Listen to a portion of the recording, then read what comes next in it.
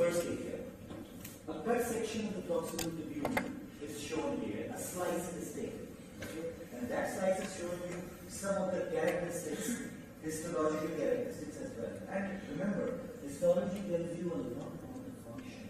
If you are a good observer, then looking on the cell, you can decide about what this cell is basically doing. At least you can see something about it, I'm sure. Okay? If you are learning histology in a proper way, intelligent manner, that's good. And unfortunately or fortunately, I can't say that. Okay? What is happening around, but histology is fascinating. Okay?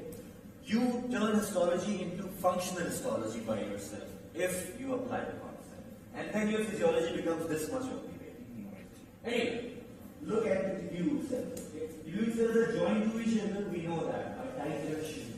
I showed you in the beginning. And through those tight junctions, there is a mystery. And you can take the fluid and electrolytes from the pores of the tight junctions, or more clearly, these tight junctions which are present here. At this part, cells are attached here by the tight junctions. These tight junctions are so-called tight junctions because they tightly connect the cells. But these tight junctions are basically leaky tight junctions. You add the word leaky. When I add the word leaky, it means you are telling the function of the tight junctions also, another function. So they have a leak forward and leak backward. It can go from the tight junctions into the paracellular space, the fluid and electrolytes, and they can come from the back side of the cell into the lumen also. It means these leaky tight junctions are functional junctions which allow the transport of some water and some electrolytes. Okay? Not large molecules, but what is the problem with water? What is the problem with ions like sodium, chloride, potassium? Little ions really, and they easy mass. Right? Okay. This is one characteristic which is exhibited. The second thing is that you show a very extensive brush border, foldings. Numerous foldings are module. It means if you straighten up this area of sheet, it will turn into a big area, isn't it? So it's basically surface area. And surface area is definitely required for absorption. Right? That's why it is. Okay? So if you see, it's all your vision and it's all your understanding. Intellect. Yes. At the back side, if you see the cell from inside, you will find that a clear number of mitochondria are modules. This cell is loaded with the mitochondria. Now, what does it mean? It means this cell is very active. Highly generating cell. It generates lots of energy amounts, isn't it? And if you are generating energy, definitely you are using that energy as well. Correct. And where are you using this energy? You know that. In transport. And in transport, because this cell or these areas are meant for the transport. And for transport, you need energy. Right. And that energy is used by the primary active transport processes, which also supports the secondary active transport processes, you know. Right. Okay. Anyway, so this is the beauty of the cell. Extensive brush border, cuboidal in appearance, attached to each other with the tight junctions, and they have some foldings at the basolateral surface also. So the area of the basolateral surface is also good. So highly permeable cells, highly working, highly functional cells. And these are the best cells, by far the best cells found in tubules for the reabsorption are the proximal tubular cells. Okay? None other area has such an extensive brush border. The best brush border is in the proximal tubule. Okay? So, as far as the reabsorptive capability is concerned, you will say no match between proximal tubule and other areas. Other areas are good, but this is excellent. Okay? Now, when you study the characteristics of reabsorption, you will say that whatever you are filtering, water and major electrolytes like sodium, potassium, chloride, these are the major ones, isn't it? Right. Water, sodium, potassium, chloride, these are the most common electrolytes that we talk about. Okay? So, water along with electrolytes, as it passes through the proximal tubule is not short. Okay? It contains numerous cells because one part of proximal tubule is straight in the beginning, and then it shows convolutions or turnings. So if you consider the total toll of the proximal tubule, it is a good one really. The V. Right. Okay? So, anyway, so largest surface area among all the parts of the tubules. So, you expect to have the maximum reabsorption here also. Out of the total fluid that is coming, water and electrolytes, you can easily believe that 65%, and more than those, you will say two-thirds even, two-thirds approximately, is simply absorbed by the proximal tubule. Proximal tubule will not let go a big amount of water and electrolytes into the other areas. Okay? So, very securely, 65% of the water, taqriban 65% of the water, and along with water, 65%, same percentage of sodium, potassium, chloride is going along Right. into the blood, back into the blood. You know, it will go slowly and eventually into the blood. Right. Okay? Anyway, so the reabsorption, I say, how much is the reabsorption do you see for the major substances you will use only one term, one number you will give me, and that is 65%. Two-thirds of the total fluid. Okay? This is the characteristic, the most important one.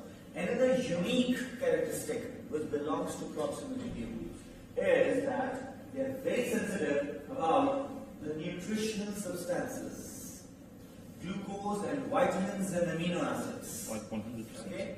Well, virtually all the glucose which is coming into the tubules is taken back completely by the proximal tubules. No other area serves this function of reabsorption because it is not left. By the time the fluid leaves the proximal tubules and goes into the glucose membrane, glucose is gone, it's gone back. So all the glucose is reabsorbed into the proximal tubules. When you say all, how much is the percentage? 100%. We write it 100%. Maybe it's 99.999%, so it makes a round figure of 100% taqriban, isn't it? So we say all glucose is going back. Similarly, we consider all amino acids which are filtered, they also go back. Similarly, the vitamin molecules which are filtered, they also go back. So it means proximal tubules is taking all the important substances. Okay, so the major nutrients like glucose and the minor nutrients like vitamins also, they are taken back. Anyway, this is a wonder which is done in the proximal tubule. Alright? These are the major secretory capabilities. Apart from that, proximal tubule also reabsorbs all other electrolytes in different percentages. You don't have to remember percentage of each because 65 is a good percentage. You remember for water, sodium, potassium, chloride. Say the last, all major, right? Bicarbonate ions are also reabsorbed mainly in the proximal tubules, and this percentage is even more than 75%. Okay, 80%, 80 to 90% of the bicarbonates are also reabsorbed by the proximal tubule, but by a very special mechanism that we will discuss in the acid-base balance lecture, inshallah. Dr. Mustafa and Dr. Hosni will discuss those mechanisms because bicarbonate reabsorption is totally different. It is not simply with the help of a pump or a carrier which is taken inside and then leaving and finishes. No. Bicarbonate is such a striking reabsorption and such an indirect way of reabsorption. And remember this word and follow that lecture when you study how bicarbonate ions are reabsorbed. I am not telling you right now, but wait for the lecture to come, inshallah. Okay? Anyhow, proximal tubule is the weak one. Many transport mechanisms are available.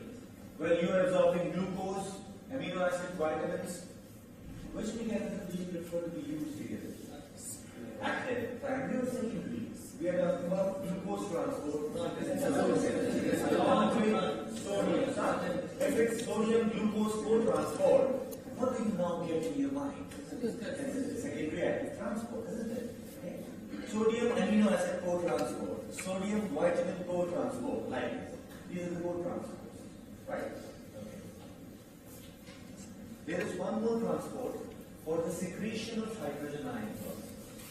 Remember, Shabab, one principal point about secretion of hydrogen. Okay? Hydrogen hydrogen and ammonia are two very special substances. Ammonia is a gas which is formed in the tubules by amino acids, and then this gas is released into the lumen where it combines with the chloride to form ammonium chloride and acidic salt, and then it is excreted. Okay, so that is also part of the buffering system. Ammonia, how does it buffer the hydrogen ion? You will see again in the acid-base balance. But what I am trying to say here is that hydrogen ions and ammonia. Hydrogen ion is an ion, still ion. Ammonia is a gas. Okay? Anyway, these are secreted by the tubules from all the parts of the tubules. Proximal tubule, distal tubule, collecting duct cells, and thick loop of Henle. You just leave one special area of the tubule. What did I not mention here? What did I did not mention the thick portion. Deliberately, I said thick portion of the loop of Henle, and I said others also. I only left one area, which is thin loop of Henle, thin descending and thin ascending loop of Henle. Okay? But that area is the only area which does not secrete hydrogen ions and which does not release ammonia gas. All other cells, all other areas are believed to secrete hydrogen ions and ammonia also, and produce ammonia. Okay? So if I say, what are the areas which secrete hydrogen ions? Don't say all the areas, say except thin loop of Henle, every area. This is the short answer. Except thin loop of Henle, all the areas are producing and secreting. Okay? It's easier to mention. Okay. From the proximal tubule, other metabolic acids, organic acids and bases are also secreted. If we are using some drugs, and these drugs have special secretory abilities, they also come, like penicillins or some antibiotics and some other drugs, they are also coming. But we are not mentioning the drugs here because we don't take these drugs on daily basis or okay? Only occasionally when we use the drugs, then we will see that it can also. Otherwise, look at these regular things which are being secreted and which are being reabsorbed. So, reabsorption we have done. Secretion, we said that many things are secreted, but very important secretions are hydrogen ions. Ammonia is also produced and released from the cells, and you will also have other substances which are coming in the proximal tubule, etc. Okay? We are not listing all the substances, there is no need actually. Okay? Look at the major areas. Now, tell me, one very interesting and very important point.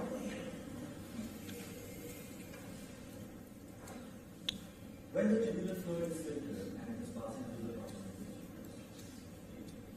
there is reabsorption and secretion. Everything is going on very, very quickly. Right. And it's very little, and the work is immense. It's very, very large quantity of work done.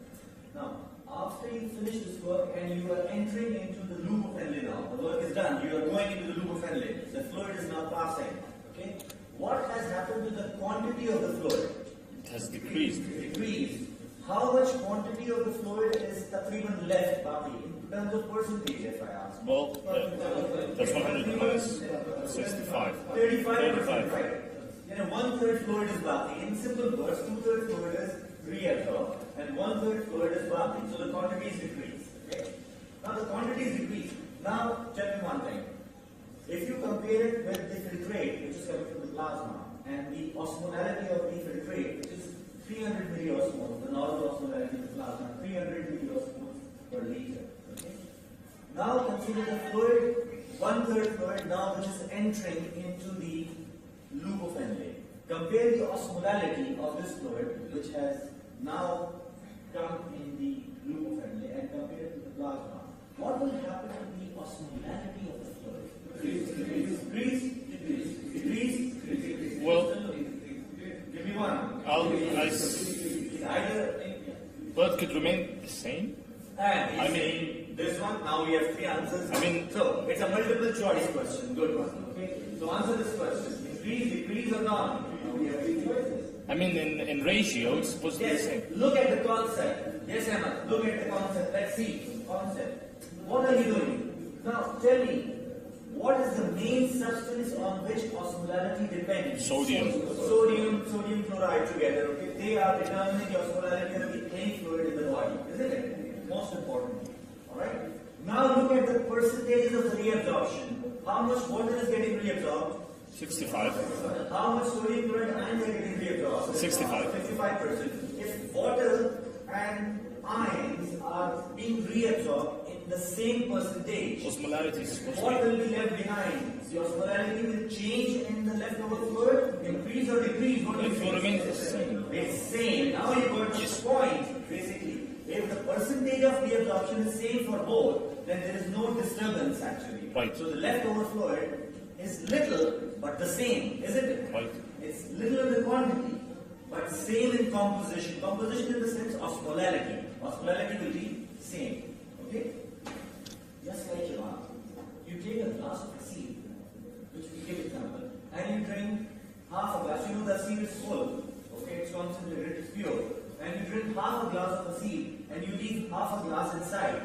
What has happened to the quantity of the seed? It has decreased. But what has happened to its like Concentration. composition? Is Right. it the same? Right. The taste remains same, the quality remains same, the composition remains same. Okay? Because you have taken the same quantity along with same constituents. You have not disturbed anything, isn't it? So that's why the same thing happens in these proximity views.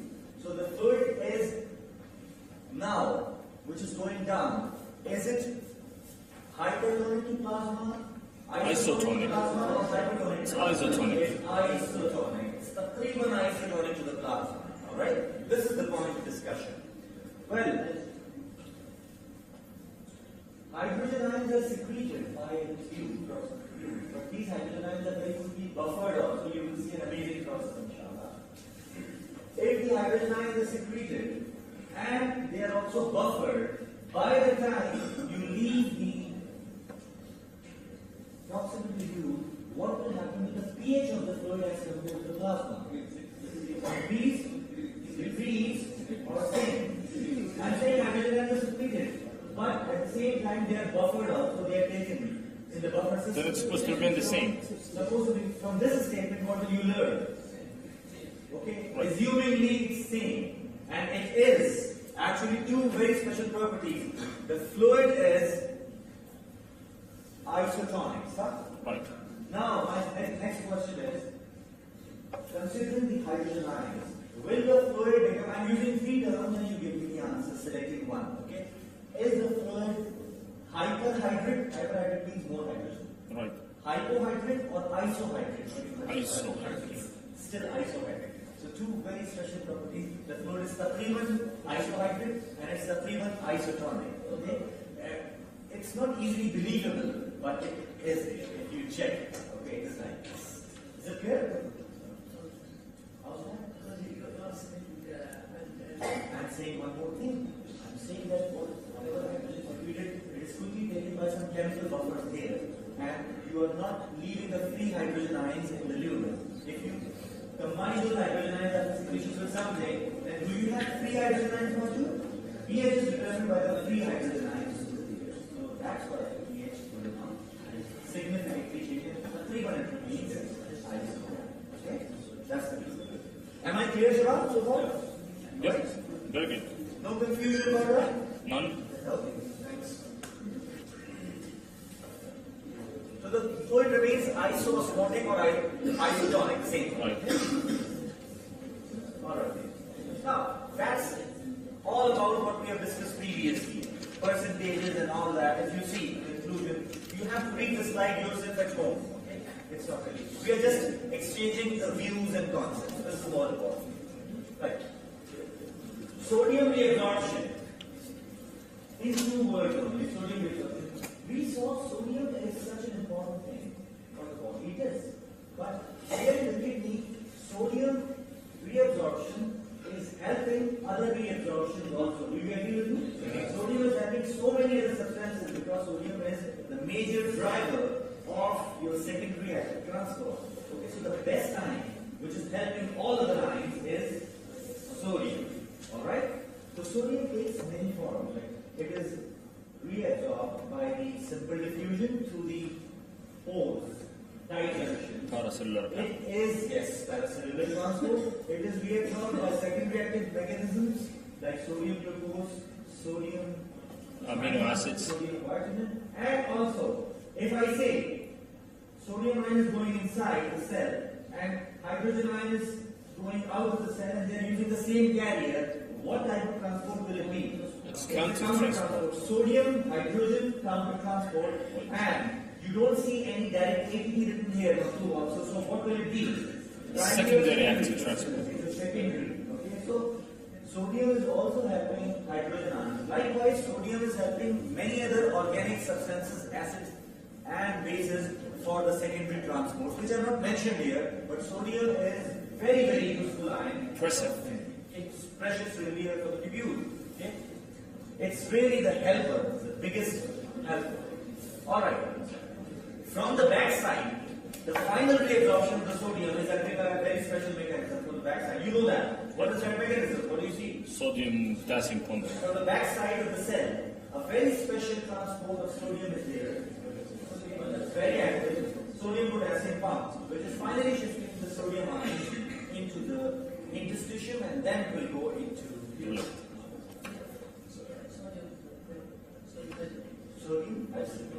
sodium hydrogen self, it is module here. Here. You will have sodium hydrogen per module here in this membrane. Hydrogen is coming here, secretion. Sodium is going there. The sodium is the driving force to bring the hydrogen out. Hydrogen ion is being actively transported. Yeah. Hydrogen ion are more outside and less inside. Okay? They are coming out from low to high concentration. They need help. Who is helping them? Sodium is helping them. Sodium is going inside by the facilitated diffusion, but hydrogen is coming outside by the secondary active transport. Rishabha, you have learned so many special points about the sodium. Is it clear? Alright. Any question about it? Any thought in mind about so far discussion? Clear? Shall I move? Yes. يوم ما احتاج اسكن يعني كفايه ما عنديش مشكله انا خوي يعني حبيب حبيب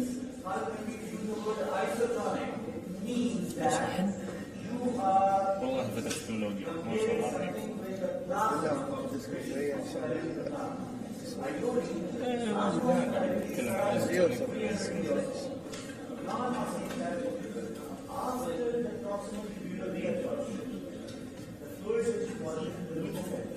What is the osmolality of this fluid? You compare the osmolality with the plasma. Plasma is Taratania. Is it also Taratania? Reaction on it? If I say Taratania, then it is actually. If I say no, less than Taratania, like 50 to 60, you will say high water. If I say more than Taratania, 300, 10, 20 like this, it is high water. Now I give you three choices. After reabsorption, this fluid is more than Taratania or less than that? لا حاجة انت هو كل ما يتكلم عن هذا كل ما نسكتني قال لك يقعد ساعة كيف الفلويد بعد الفلويد باقي لازم تولي كل مرة مشكلة يا أخي قال لك عندنا مشكلة ما بيصير دكتور بيدرسوا يختاروا وينسوا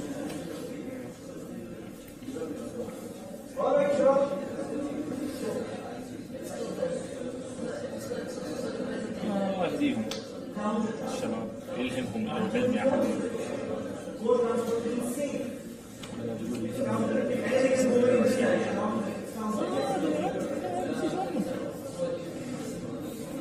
تحط الفيسبوك عز الله فضحنا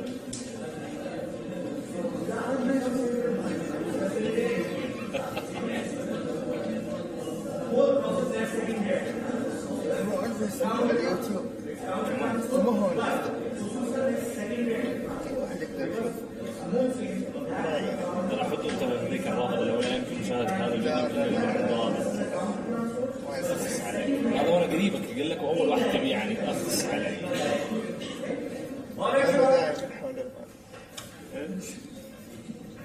Some more processes are given here. I don't want to discuss each and everything. When you study the slides, you will see many things are going.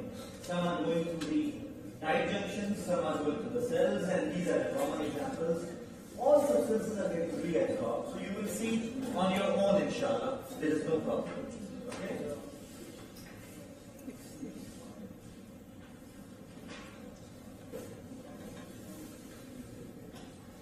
Here, water is coming inside, and water is coming with a very high speed.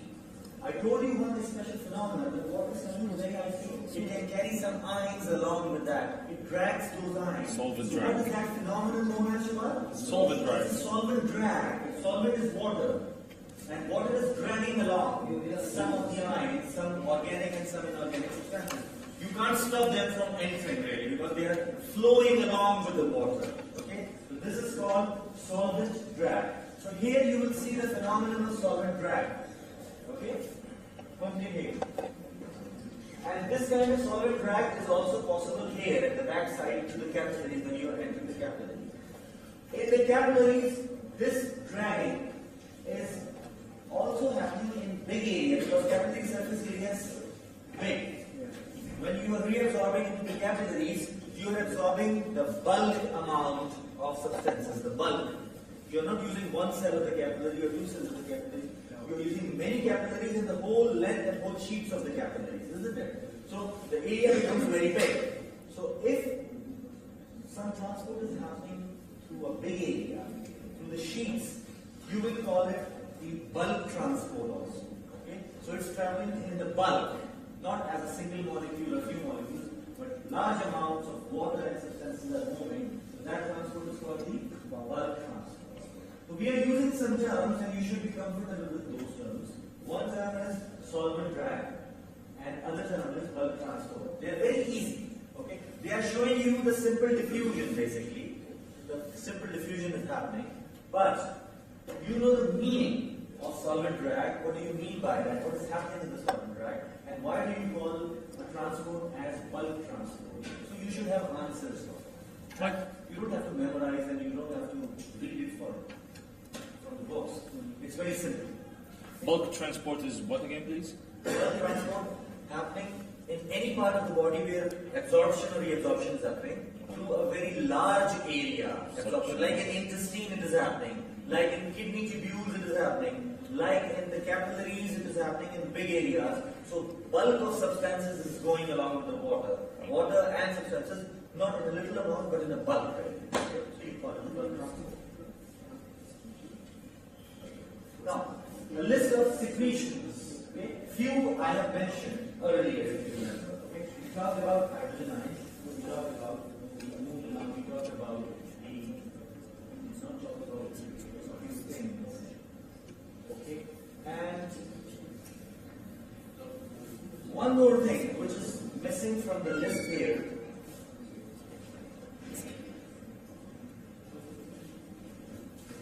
Look at this list. Hydrogen ions, some organic salts like the bile salts which are naturally coming.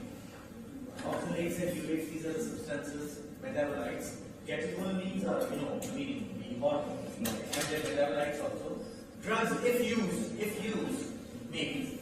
And toxins, if they are in the bloodstream, they can be secreted in order to get rid of them. Okay?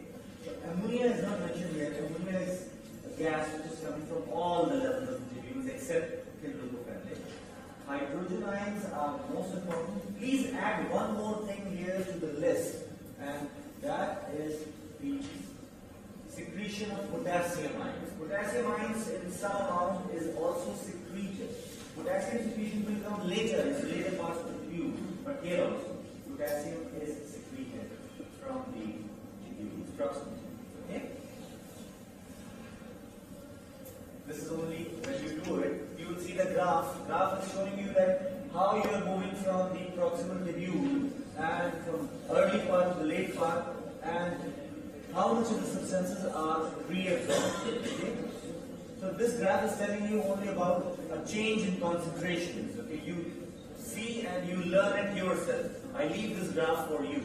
All right. Just after reading, you just have a look at the graph. Now, very quickly, we have concluded the journey of the fluid in the tubule, and now we know that what happens to the fluid when it comes into the loop of Henle. Now you are ready to answer the question. The quantity of the fluid is decreased. The osmolality of the fluid is not changed. It's isotonic or isosmotic. The pH of the fluid is also the same. Okay? Major ions like sodium, potassium, chloride, bicarbonate, they have been reabsorbed. In what percentage? 65. Bicarbonate even more, but the treatment all other ions are 65%. Water in what percentage? 65. Okay. Glucose, amino acids, and vitamins are very important. 100%. Reabsorbed completely 100%. It's near 100 reabsorbed, and it is inside. Okay. Is it clear for the possible use? Good. Great. So you have memorized it all, so that's great. Now look at the loop of Henle. Now be careful. Loop of Henle is slightly confusing. Why confusing? Because here you have to compare three areas. The thin descending part of the loop of Henle, the thin ascending part, and then the thick ascending part. Now you have to see what are the characteristics happening in the thin descending, thin ascending, and thick ascending. Okay? May I request to keep the mobile inside?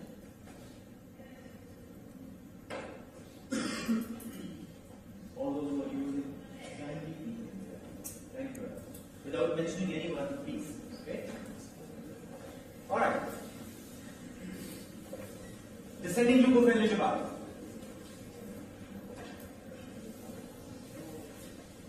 Descending loop of Henle, we are talking about the thin portion, you know that. Right. Thin descending portion, thin ascending portion, and the thick ascending portion. It finishes here. After that, it's padaya or distal tubule. You know, okay? So this is very, very unique structure.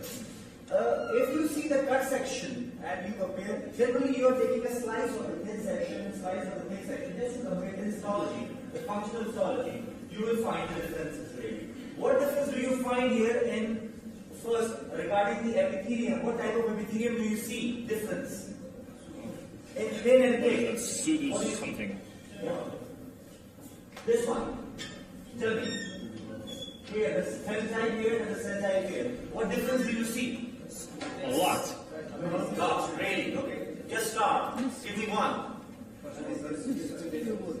What kind of epithelium do you see here? Is it going like the cells are big, cuboidal or columnar, or they are not? Or are they flattened type of cells, like the squamous cells? What do you see? Squamous. It's simple squamous epithelium, isn't it? Yeah. What do you see in the thick loop of Henle? I see columnar or Yeah, cuboidal. it went from cuboidal to columnar cells, usually cuboidal, but this is one difference. What else do you see regarding, look at the luminal surface and give me the difference. There is no tight junctions. What a difference. These cells of thick loop of Henle look like some other cells. What are those cells? Proximal tubule. Proximal tubule. It is close to the proximal tubule. But thin loop of Henle are just flat cells lining only different parts of the body like endothelium or like mesothelium or like simple squamous epithelium. Flattened cells really. Unimpressive cells. Okay? If you compare if you compare the inside of the cell and think about mitochondria, where will you find more mitochondria? Of course, in the active tissue, which is Of cuboidal. course, in the thick loop of Henle, which is very closely resembling the proximal tissue. So a good number of mitochondria are modules here. So it means if you are comparing thin and thick loop, and if you are deciding between where do you have active processes and where you don't see the active processes, what will you answer?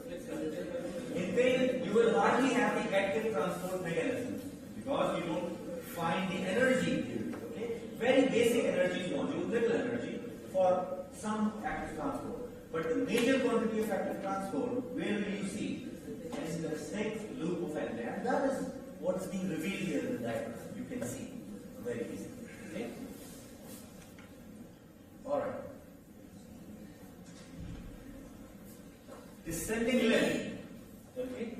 Descending limb is, we are talking about, when I say descending limb, the whole descending limb is thin or thick? Thin. So So if I use the word descending limb, automatically means that I am talking about the thin limb, isn't it? Thin part. So descending limb. Well, it's permeable to water because water can easily be absorbed. Still, the leaky tight junctions are modular and water can diffuse easily. Okay? Some ions will also diffuse along with the water. But I'm telling you one thing. I'm telling you one very important thing.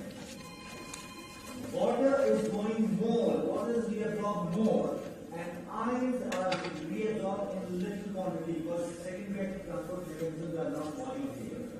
So little quantity of the ion, but greater quantity, large quantity of water. If you see like this, now there is a mismatch really, isn't it? Now at the end of this thin loop of Henle, what do you expect in terms of osmolality? Will it change or not? Of course, there's a mismatch. If it changes, will it go towards the higher side or the lower side? The higher side, because more water is absorbed, leaving more ions inside that diffuse. So the fluid will become hypertonic. Sir, do you agree with me? The fluid is hypertonic, please. That's the point. Yeah, the fluid will be hypertonic. Why is the fluid hypertonic? What do you think? Because the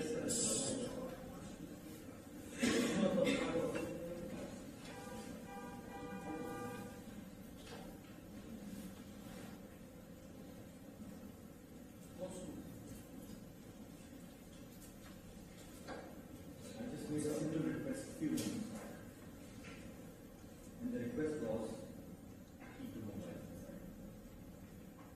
Please.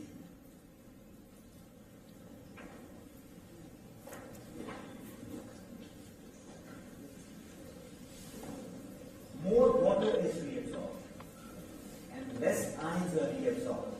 If more water is going out in that fluid, the composition of the fluid will show higher salts or higher solutes and less water. Isn't it? So this more solutes, less solvents. Concentrated, more concentrated solution is there. Right. So more concentrated solution means higher osmolality.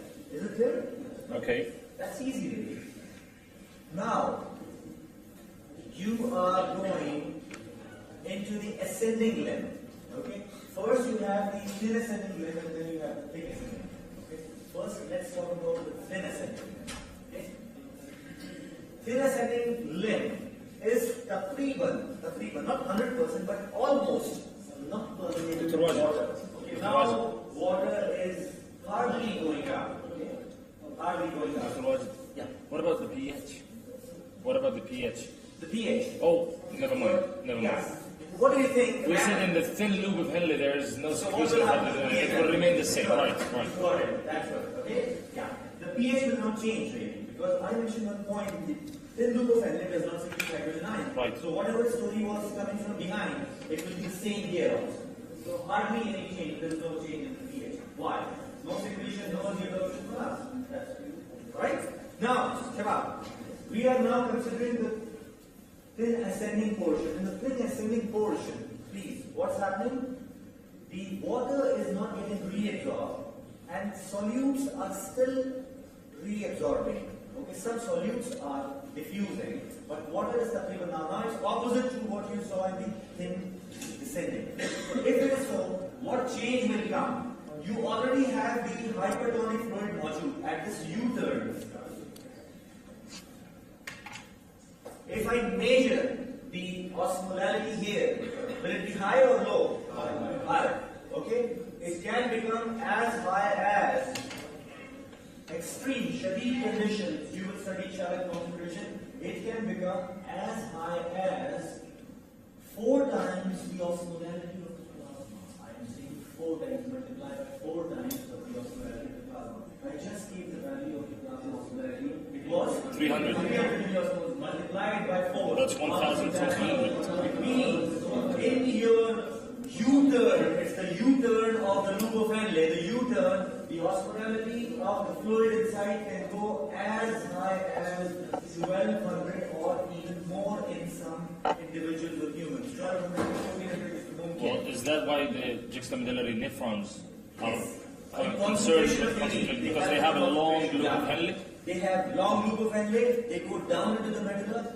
In this region, the osmolarity will be 1200, and you will study inshallah in concentration. Then when inside it is 1200, the outside scenario, the outside situation is also 1200 here. Because interstitium also becomes very concentrated. I will explain it later when it comes. Okay, but keep it in mind, the osmolarity can go as high as like this. Okay?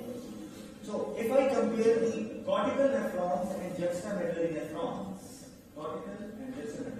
in which nephrons do you have the highest osmolarity developing? Juxtamedullary or cortical? Yes.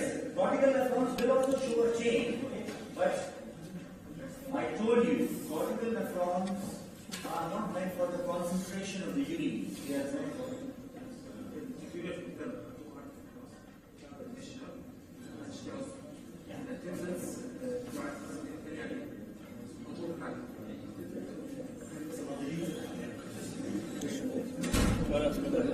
orange part. So, in the cortical nephrons, the osmolarity may become more than plasma, okay, 500, 600, 700 like that. But in this case, it's mumkin that osmolarity can become as high as 1200. Well, osmolarity is increasing from this point. It is isotonic point here when you enter, and then slowly, because more water is going out, so it becomes concentrated and concentrated and concentrated. And in Shadid conditions, in this loop of LA, medullary nephrons, it can become up to 1200 milliosmoles. Okay? Alright. Just a medullary nephron. Okay? Just a medullary nephron, because you were not there in the first lecture, so you missed that, because we discussed cortical and juxtamedullary nephrons. Juxtamedullary nephrons are the real nephrons, alright? And they are less in number, 50 to 35%. And cortical nephrons are 30 in number, major nephrons, okay? But they are not really meant for concentration, they are meant for general purposes. Okay? So anyway, the idea is that, just remember one thing, osmolarity can become very high. Okay? More than plasma and up to 1200 at some times when it is needed. It can become as high as 1200. Alright? Now, after that, when you go up, okay, these areas are not important for the active transport, you know that. And you know the reason why these areas are not important. Because there is nothing to be transported. You don't see anything which is supporting the active transport. When you don't have energy, what is the use? You cannot have active transport in that area. Also, there is nothing to be transported. Yes. Okay, so that's a very basic area. That basic area is meant for the concentration of the urine or dilution of the urine. We'll see later. Anyway, now you are into a very special area. Now please, special attributes to special area. This is thick ascending limb of the loop of Henle. Okay? I am going back in the diagram and look at this one. Yeah. About the thin ascending limb. Yeah.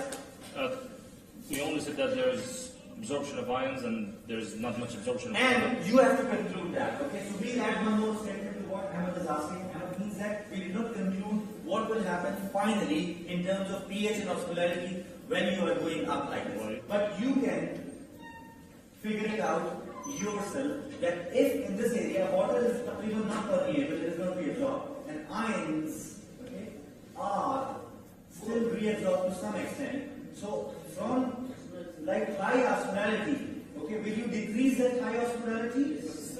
Yeah. Now my question is, Ali, very good pick. Okay, I am asking, this high osmolarity in loop of Henle will become isotonic or less hypertonic or hypotonic? What do you say? It is less hypertonic. Okay, it will start decreasing. Now you are changing the situation, so it will become less hypertonic, but still, it is still what? Hypertonic. More than 300 will be there. Okay. In the thick loop of Henle, okay, here it will touch isotonic. I'll tell you later. Okay. Now,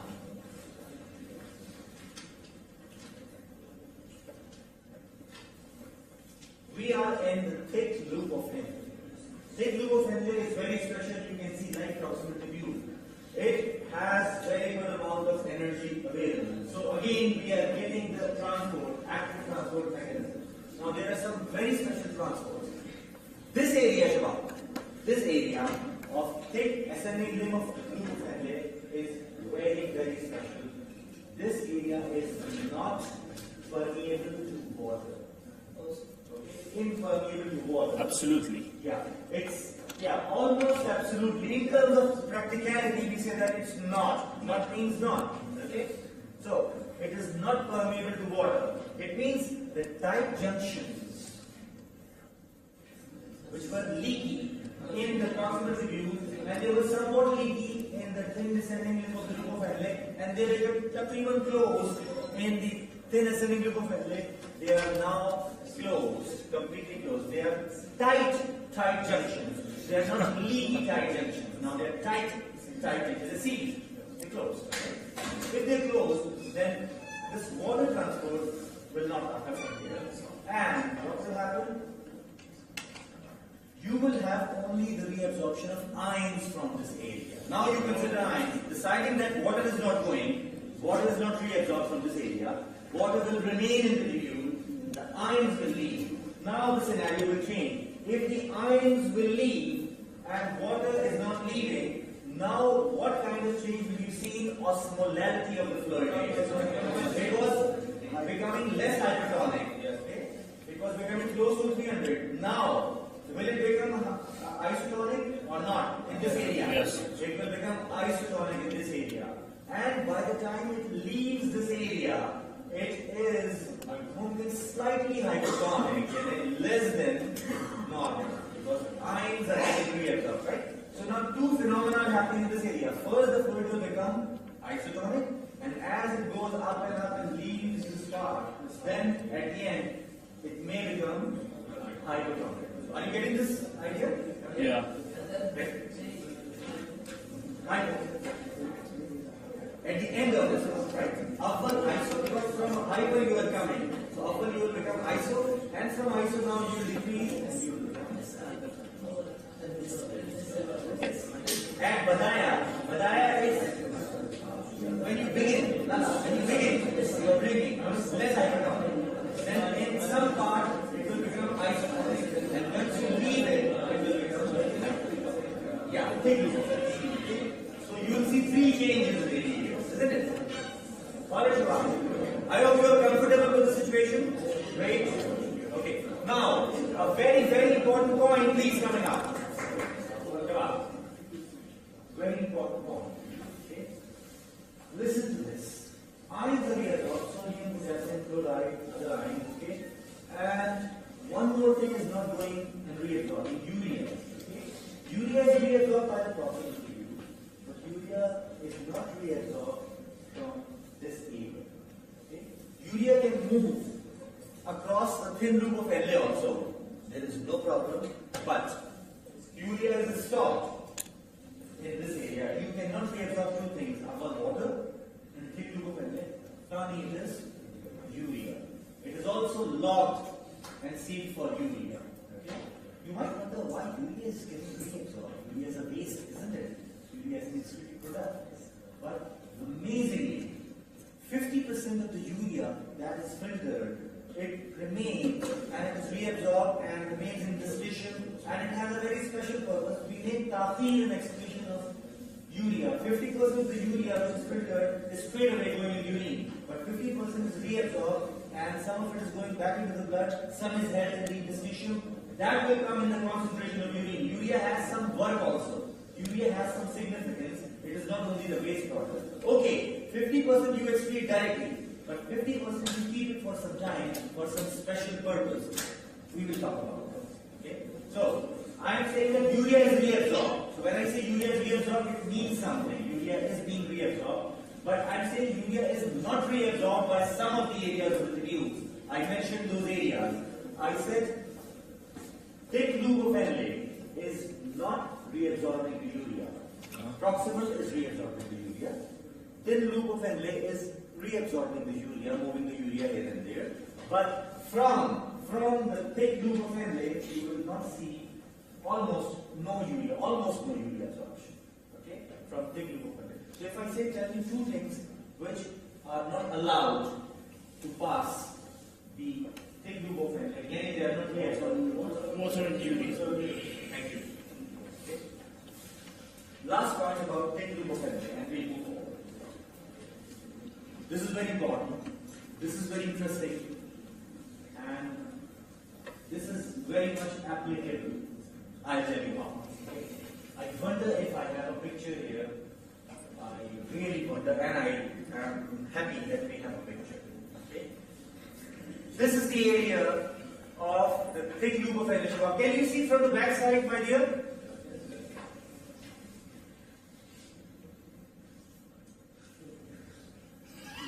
You are doing multitasking. Okay, you are perfect at multitasking at the same time.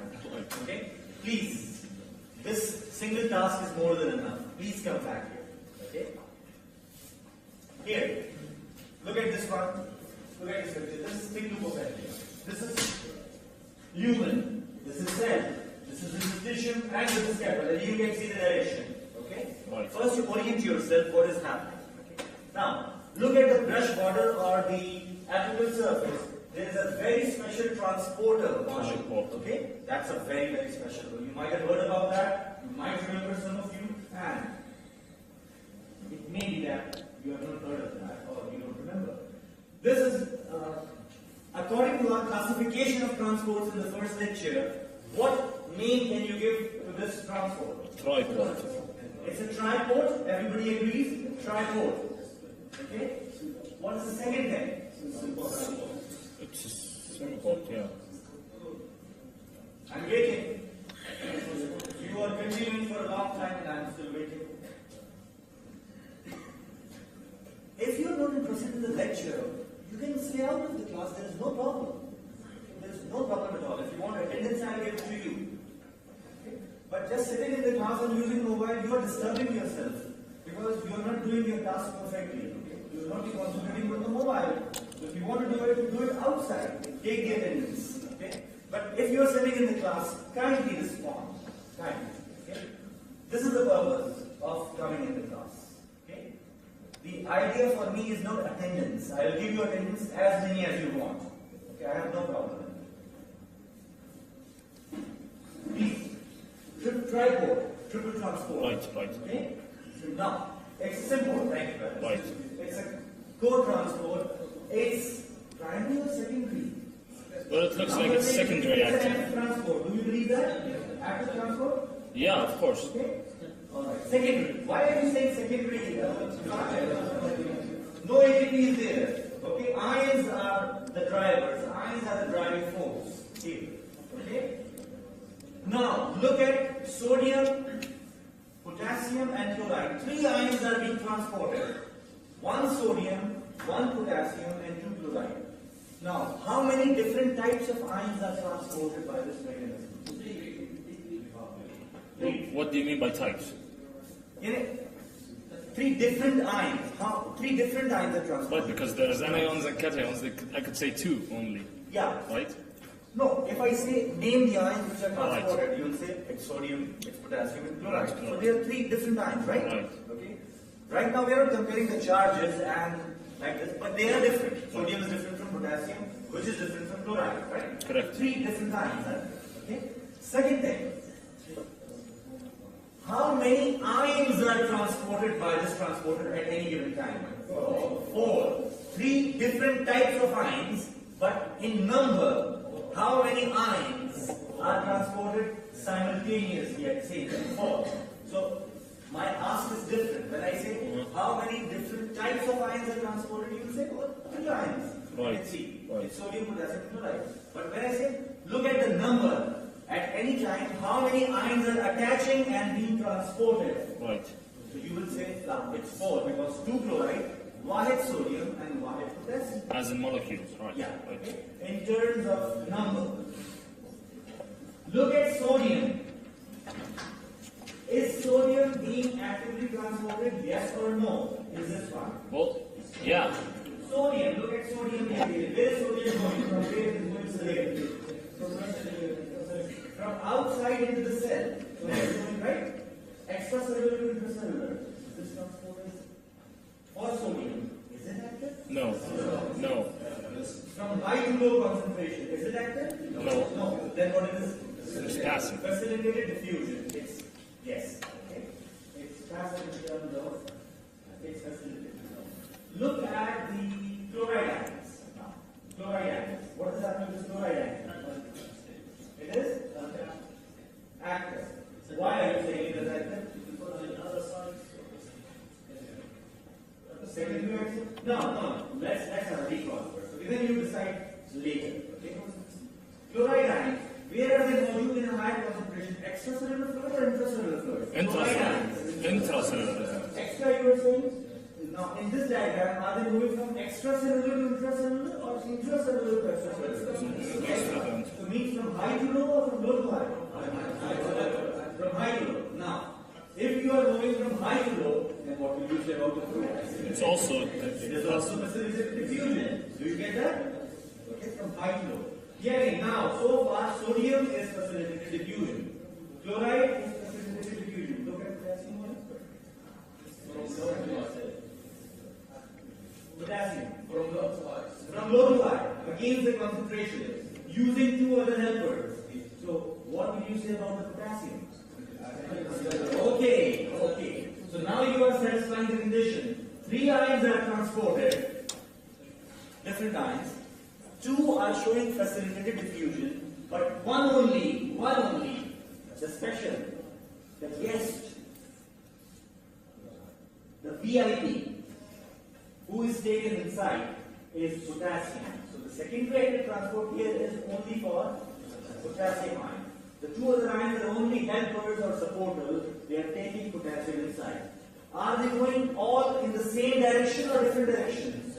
They are going in the same direction. It's a co-transport or a zip-port. So it's a very special triple transport module only in few areas of the body.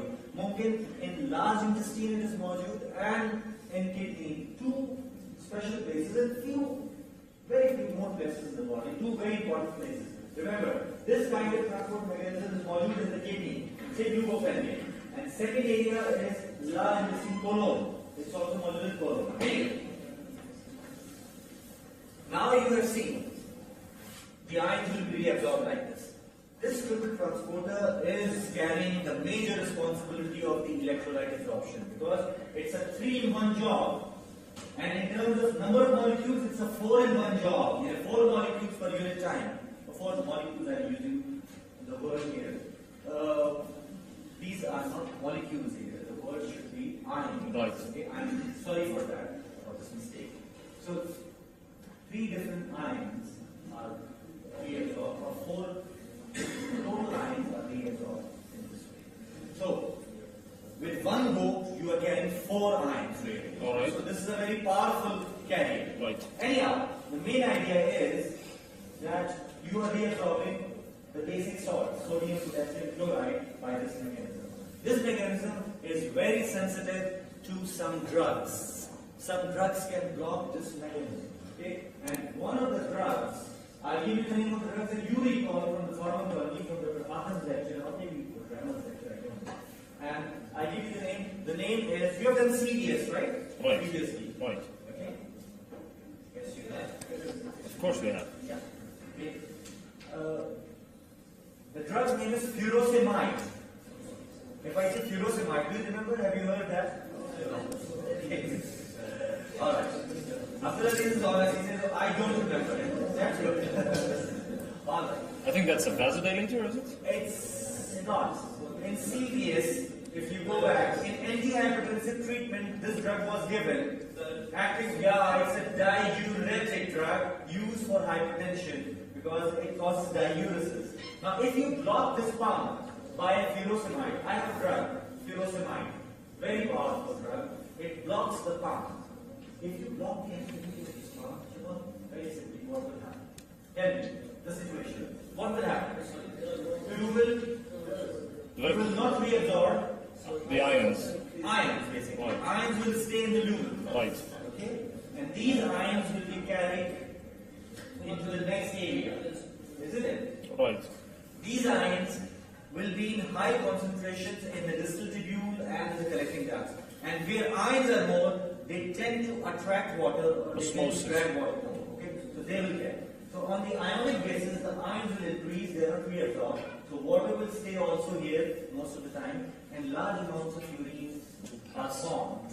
And this is diuresis. So Okay, so this diuretic agent, furosemide, is a very powerful diuretic. By far, the most powerful diuretics are the furosemide family. If I change the name of the family, it is known as the loop diuretics because they are acting on the loop of Henle.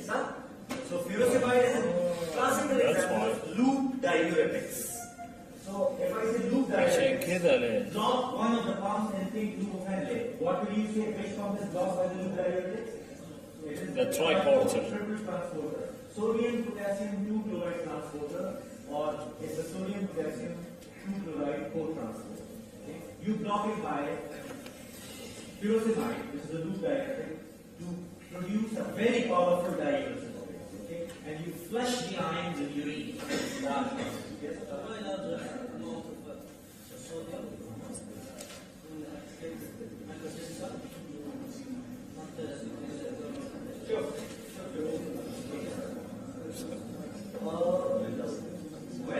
هو يروح عندكم هذيك كمل هذيك هناك عشان كذا دائما يطلع هناك كم قلت شوف كمل هناك عكسك تماما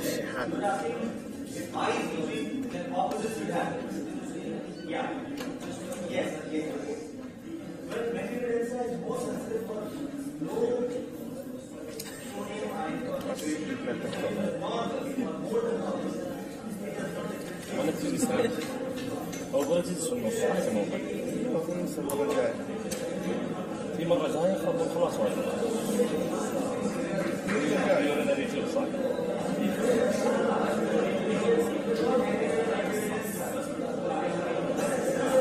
عارف شوية يطلع.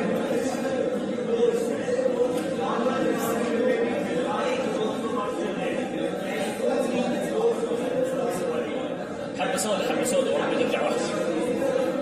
اليوم سيقان يا حبيبي، اليوم الدمار العظيم.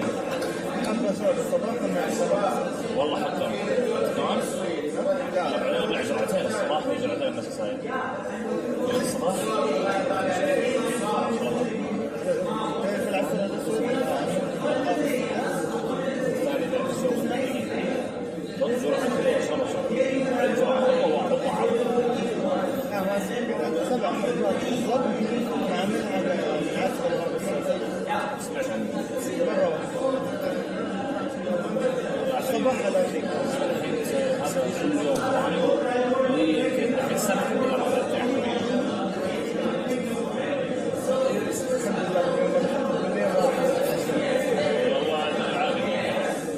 Mr. Wajid,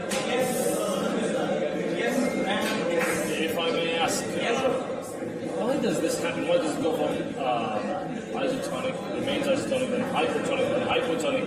Is there a purpose for all this? It's not a purpose. It's a result of the reabsorption. But is there some smartness beyond all of It this? is. That smartness you will see in that message. You will see in the concentration and dilution of urine air. In a way, it reflects a special function of the kidney regarding concentration and dilution. We'll talk about that in the lecture.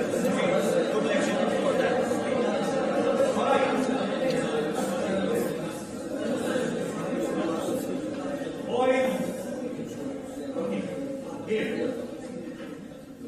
So, thick loop of Henle, we have done the job. In the thick loop of Henle, what is happening? An important phenomenon. A triporter. Here, give me 2 or 3 highlights of the thick loop of Henle. Well, no reabsorption of water. No reabsorption of water. No reabsorption of urea. Reabsorption of what? Of 3 ions. 3 major ions. Right? 4 in number. By a special transporter. Correct. And this transporter is a drug-sensitive transporter. And what will be the result if you block this transporter? Diuresis. And it's a very powerful diuresis. Anyway, what changes do you see in the osmolarity during the journey through the thick loop of Henle from beginning to the end? Give me approximately what happens. In the beginning when you are entering, it is still hypertonic phase, like a little more than plasma, isn't it?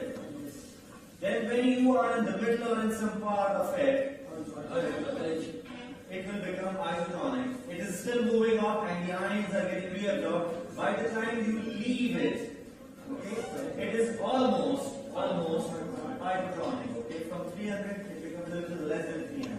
Okay, so taqriban, okay, beginning of hypertonic. So you saw three different levels here. That's it. Okay. Now, very quickly coming to distal tubule. Shabab, very easy, very good point, please. I need all of you, please. Distal tubule. Follow the rules, right? Don't violate the rules. The leader should not violate the rules. Okay. Now,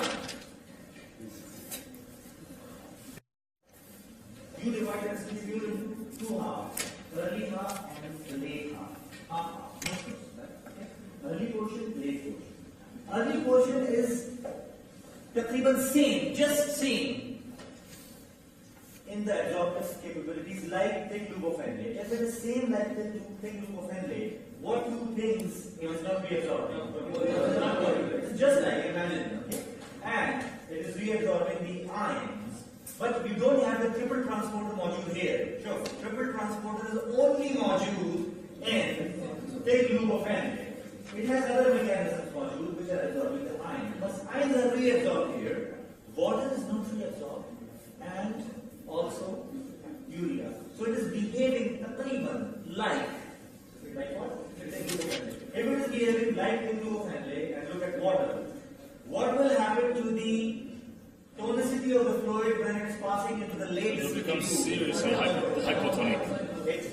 It will be hypotonic. It is?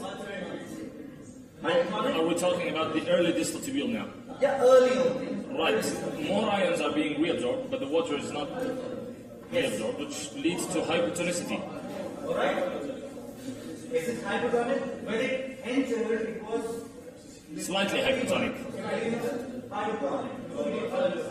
So it will become further hypotonic, more hypotonic? Yes. Okay. Yes, it will increase, the hypotonicity will increase here. Okay? One case it becomes like 200 or so, 250, 200 like this. It changes in this area. Less than 300 yen, you remember. It will stay hypotonic.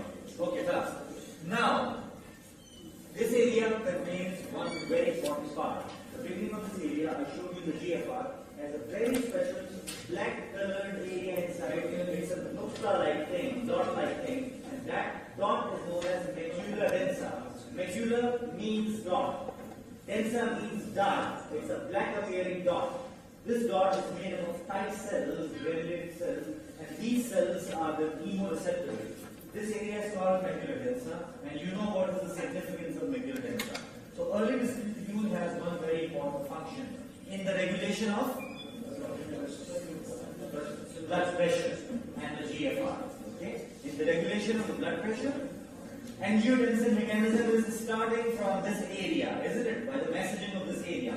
So this area is very important for the regulation of the GFR and the regulation of the blood pressure in the body by the renin angiotensin mechanism. Right? Good.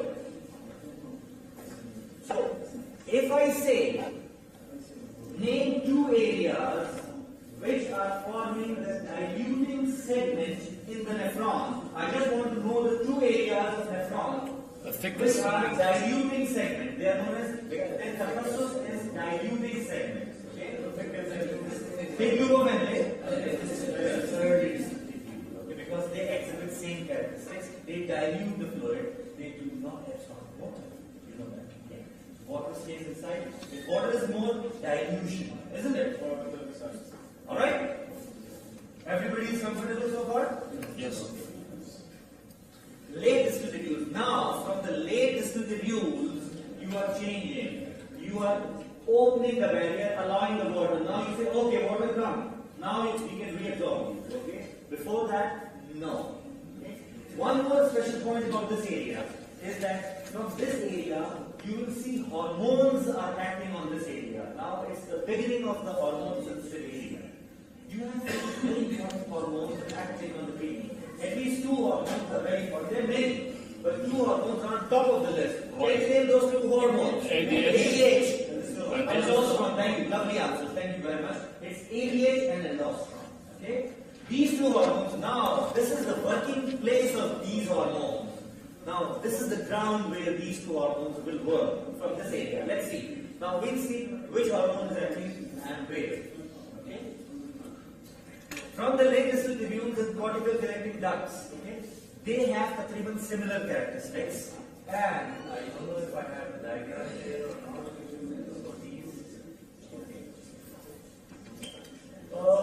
I don't know if in histology Dr. Ashraf discussed about, I'm sure he has discussed about it, but if you remember or recall about the two different cell types which are modules in this area. Okay? These cell types are the principal cells, the T cells, and the dark appearing cells called the intercalated cells. Did you discuss these areas in the question? You had a full-fledged lecture, Dr. Ashraf, right? Not yet? It's not done. Sometimes. Well, Dr. Wajid, the cameras are rolling. We'll talk about this later. Okay, alright. No, I'm just asking because I want to know that have you heard about this or not? Because it's a part of histology, Dr. Ashraf definitely teaches it. And you might have missed it or something. Okay, two types of cells. One side in the late distal tubules. Shabab, now you are in the region of late distal tubules. From late distal tubules up to the level of the connecting ducts down, you have two types of cells module. One type is 90%, more than 90%, in major cells. These are called the principal cells. And here and there, few cells are module as dark cells. They are called intercalated cells. Okay? Principal cells are the regular cells for reabsorption and secretion like this. The dark cells are the maksoos cells, very special cells for hydrogen ion secretion. You will remember that, inshallah. The dark cells, intercalated cells, they are less in number, moving 10% or less in the tubule. Which areas? Late distal tubule, cortical connecting ducts, and medullary connecting ducts. They are modules. Okay?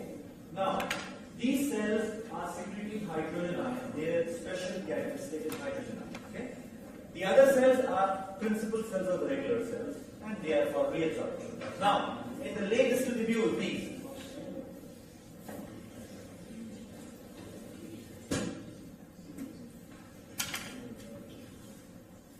Principal cells are reabsorbing the ions, like sodium ions and potassium ions and chloride ions regularly.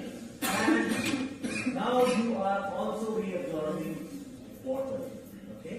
If you are reabsorbing water, okay, and water is reabsorbed in a good way here, okay, a little more than ions, what will happen to the osmolality of the fluid if now water is going freely and maybe it's a little more than the ions? So if it's going like this, now you are changing the scenario again.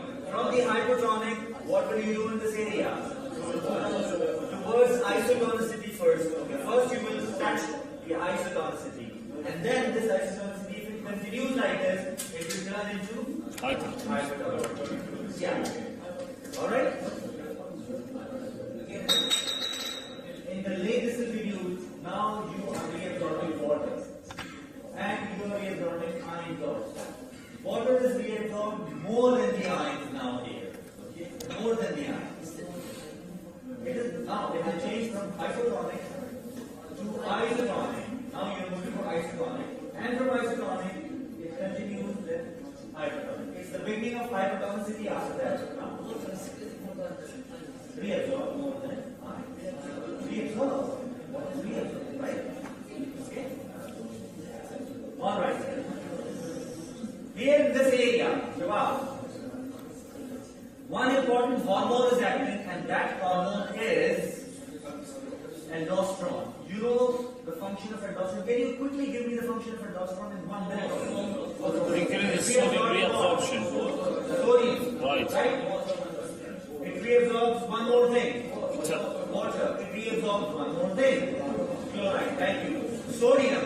When you take sodium, it's mainly for the sodium. Chloride is the friend of sodium. Where sodium is going, chloride will accompany. Okay? Because of the charge also. When sodium and chloride is moving inside, Water is the third friend. Water say, why are you leaving me behind? I will also come with you. So sodium chloride and water, they are moving inside. Isn't it? Aldosterone is helping in the secretion of two substances. Very important things. Aldosterone is working on two secretions. One very special ion which is secreted here. It's potassium. Okay? I said potassium is also secreted in the proximal tubule in the beginning. But here, this is a major area where you're secreting potassium ion. Secretion of potassium. And from the other point of view, one more secretion is very, very important here. One more ion.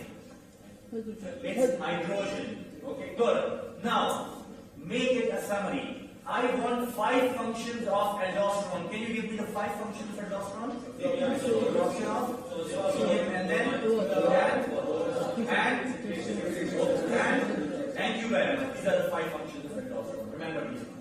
Okay? Very powerful hormone. Okay? Yes. It's doing a very good job for the absorption of the solutes and for the secretion as well. Okay? Quickly.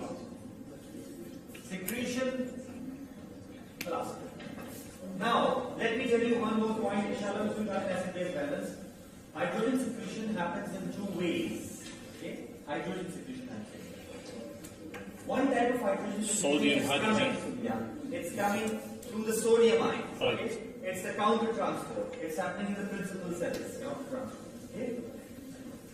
This is secondary active transport. Alright? This is done by the aldosterone. There is another type of hydrogen secretion which is very, very special in the area. And this is known as, now I'll tell you, hydrogen ions are secreted directly. Single hydrogen ion is secreted as you can see. ATP is used. It's going from the low to high concentration. What will you label it as? What name will you give to your molecule? Proton pump. Primary active transport. Is it a uniport or a biport? It's a uniport. It's a uniport, isn't it? It's a uniport and it's a primary active transport. So if I say, give me 2 possible types of hydrogen ion transport in the region of early distal tubule and the collecting ducts, what 2 types will you give me? Early distal 2 tubule. types of hydrogen transport happening. Secretion is happening. Okay, you say one primary active transport.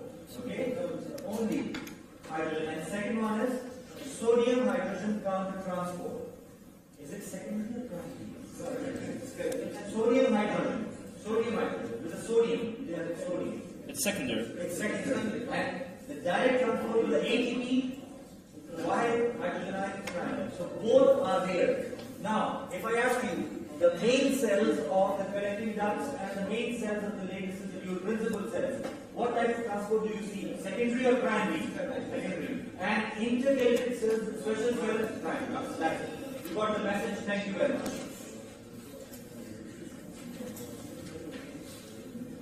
Now, what did I mention about early distal tubule regarding the hormone? Which hormone was acting on the early distal tubule? I'm sorry. No. I'm sorry. I was wrong. You were right. Okay?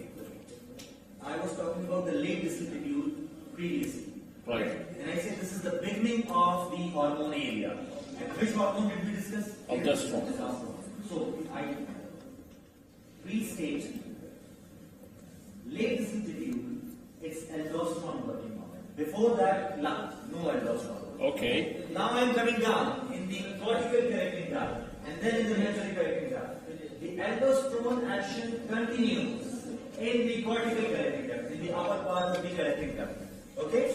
Aldosterone action is modular also in the cortical collecting duct.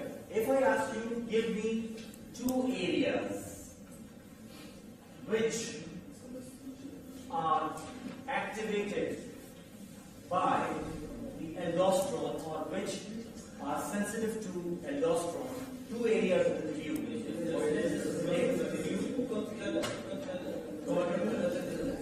Alright? Is that it? Okay?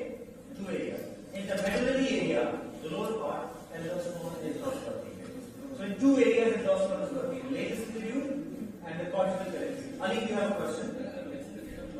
I'm saying that we are talking about aldosterone action. Okay? I'm discussing three areas together. Late distal tubule, cortical collecting duct, and the medullary collecting duct. I am considering three areas in line. Okay? They are very similar to each other. Cortical collecting duct, above that late distal tubule, below that you have medullary collecting duct. Okay? Now, I am saying hormones. We are discussing hormones now.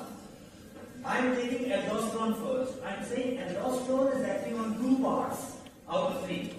It is acting on late distal tubule, then it is acting on the cortical collecting ducts. Is it okay? Okay. Now I am taking another hormone, Shabab. I am taking ADH now. Aldosterone is over. Aldosterone is working in two areas. Now I say, yeah, Ali? So not fictional hormone and early distal tubule. No. This is what I corrected. I said early by mistake. It's not early. Late distal tubule and cortical. Okay? Now I am coming to ADH, please. ADH. It is acting in three areas, not two areas. If I say three areas, can you tell me? Late distal tubule, Cortical and medullary. and medullary in all parts. So now I compare aldosterone and ADH. Which has more extensive area of action? ADH. ADH is working on three places. Aldosterone is working at two places. Okay? Alright. If I ask you in another way, what is the common area shared between ADH and aldosterone? Common area between ADH and late. Okay. And what is the area which is not common between these two? Medullary collecting duct. Okay. ADH is acting in all three areas, but aldosterone is acting on only two areas out of three. So ADH has more action. Now I say, in another words, I am comparing two hormones, ADH and aldosterone, and I want to see their working in different parts. I say ADH or aldosterone give me one hormone which is more significantly working on the collecting ducts in general. I'm saying collecting ducts in general, the whole collecting duct. Well, that would be ADH. ADH is more important for the collecting duct. So if somewhere collecting duct is maktub, the first hormone, upper hormone which comes in your mind is ADH. If you're talking about late distal tubule, then usually aldosterone is coming in mind. ADH is also maktub, but aldosterone is more important there. Okay? So in order of importance, if I consider, where is aldosterone more important? Late distal tubule. And where is ADH more important? Now, mashallah, you understand the comparison and the concept, right? Mechanism of working of aldosterone is the same. Mechanism of Working of aldosterone is same. What you say about what you said in early distal tubule. I mean, Late. first of all, we correct ourselves. Forget about early distal tubule. The mechanism of working of aldosterone. Aldosterone is not module and working in the early distal tubule. First of all, clear it. Okay, late. You mean to say late, right? Yes. Late and the mechanism of action of hormone is same, exactly same, whichever part you consider. Okay, so aldosterone is having the same 5 actions every So- okay? But aldosterone receptors mumkin will be more In the late. in the late distal tubule. Right. This is what actually we believe, alright? And ADH is more distributed in the collecting ducts. Yes, Anna? Correct me if I'm wrong, but both of these hormones are antidiuretic, right?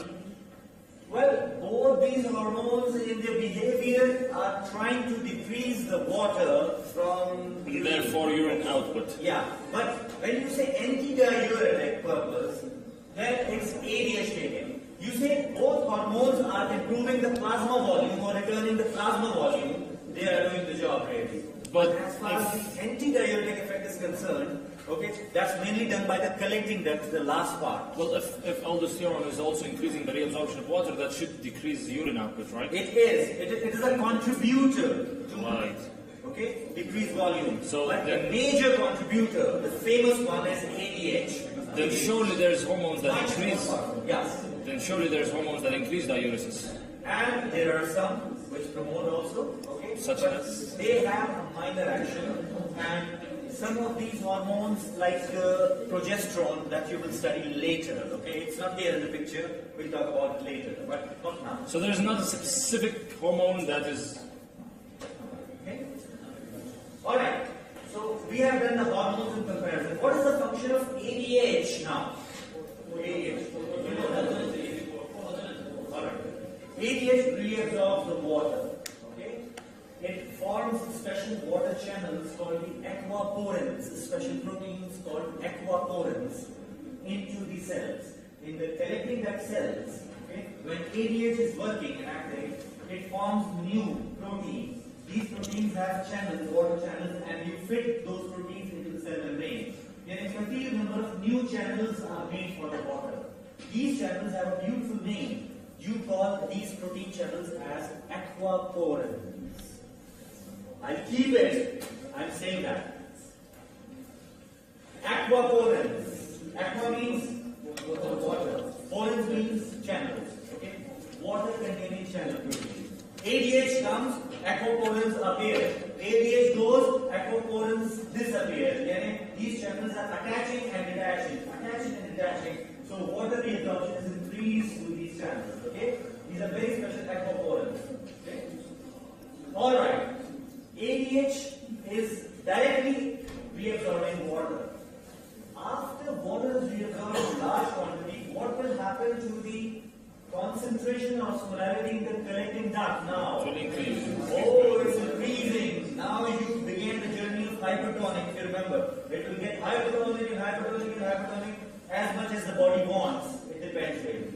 The maximum hyperosmolality which can go in the lower part or the upper part of the collecting duct is the same which you see in the U-turn of the loop of Henle. What was that? 4 times as the plasma. It is the same which you see in the interstitium also. Right. Yani you have 3 levels at which the osmolality will become equal. This is the carving of the kidney. When you have osmolality in the U-turn of about 600 for example. 600. I am giving you an example. Osmolality in the U-turn of the loop is 600. Okay? Is it high or low or normal? It's low. It's high. It's high. Higher than normal, right? Hypertonic. At that time, the same osmolality will be modular outside in the interstitium also. At the same time, if you go to the collecting that lower end, matching with that level, the osmolality of the urine which is forming is also sitamia. So if the figure is 600 in the loop Henle, it is also 600 outside, and it is also 600 in the collecting that lower end. Now, a person is having a very concentrated urine. Okay? The osmolality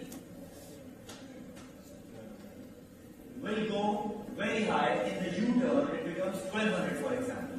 Okay? At that time, outside in the interstitium, it's also 1200, and it will also be 1200 in the lower end of the collecting duct. Yani, what I mean to say is that whatever change in osmolality is coming inside the tubules at particular levels, the same change is also modular in the interstitium.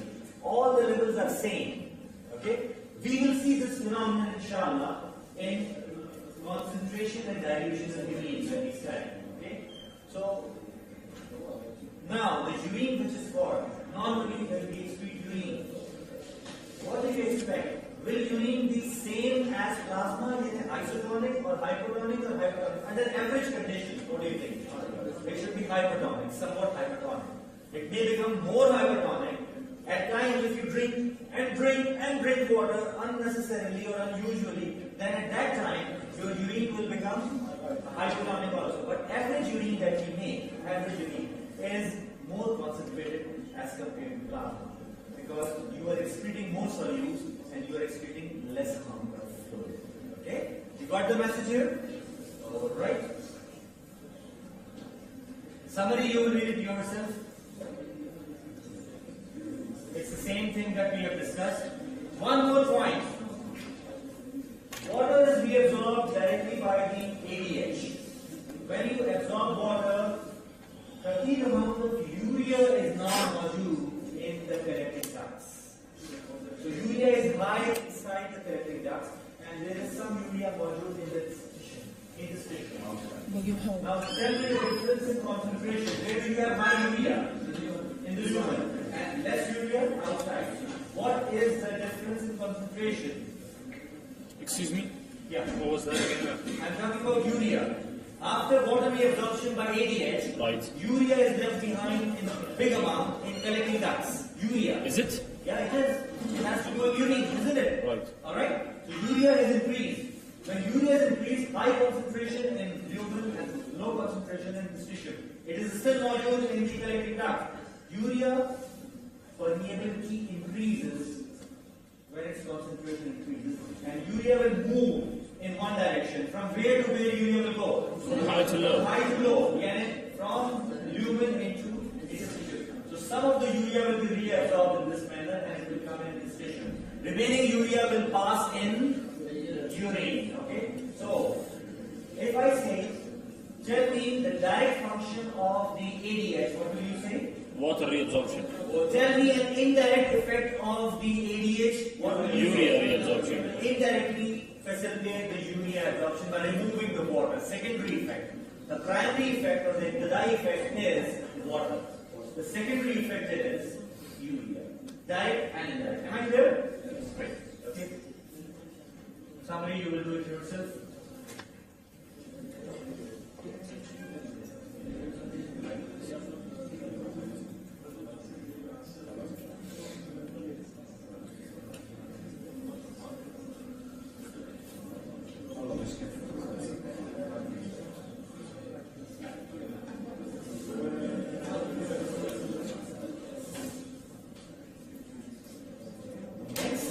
Sunday, we have a tutorial.